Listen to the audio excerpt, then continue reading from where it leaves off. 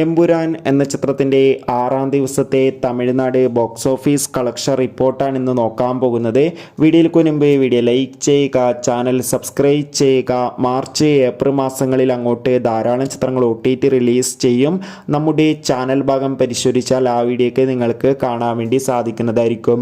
മോഹൻലാൽ, പൃഥ്വിരാജ്, മഞ്ജു വാര്യർ, ടൊവിനോ തോമസ് എന്നൊക്കെ പ്രധാന കഥാപാത്രങ്ങളായെത്തി മാർച്ച് 27-ാം തീയതി റിലീസിനെത്തിയ ചിത്രമായിരുന്നു എമ്പുരാൻ. ചിത്രത്തിന് ഇപ്പോഴും നല്ല മികച്ച പോസിറ്റീവ് റെസ്പോൺസ് തന്നെയാണ് പുറത്തുവന്നുകൊണ്ടിരിക്കുന്നത്.